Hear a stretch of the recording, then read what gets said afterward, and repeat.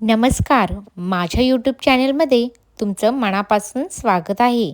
आज आपण ऐकणार आहोत महाराष्ट्रातील अतिशय जागृत देवस्थान मांढरदेवी काळूबाई देवी यांची खरी आणि श्रद्धेनं भरलेली कथा.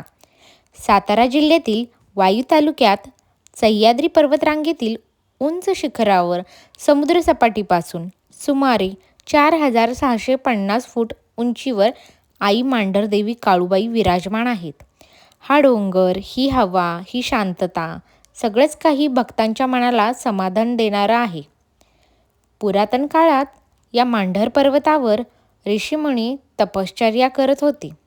परंतु त्या काळात लाख्यासूर नावाचा दैत्य या परिसरात उपद्रव माजवत होता.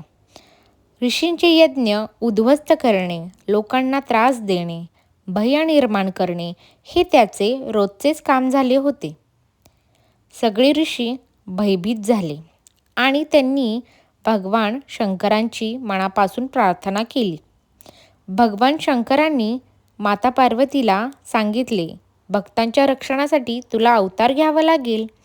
तेव्हा माता पार्वतीने काळूबाई या रूपात मांढर पर्वतावर अवतार घेतला.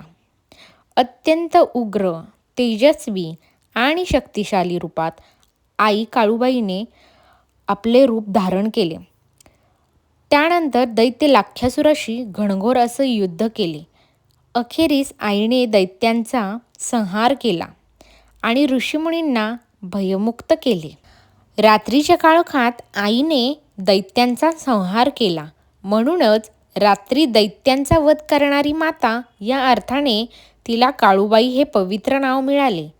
दैत्यांचा वध केल्यानंतर ऋषींनी देवीला विनंती केली, माते, तुम्ही इथेच वास करा आणि आम्हा सर्वांचे रक्षण करा. आई काळूबाईने मांढर पर्वतावरच स्थिर होण्याचा निर्णय घेतला.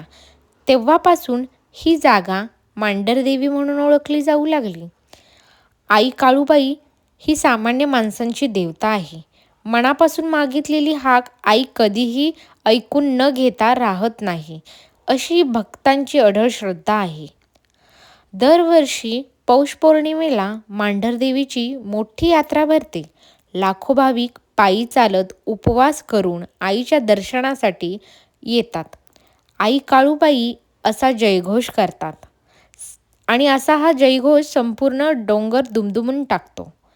आजही असे मानले जाते की आई काळूबाई भक्तांच्या संकटात धावून येते, आजार, अडचण, भीती दूर करते.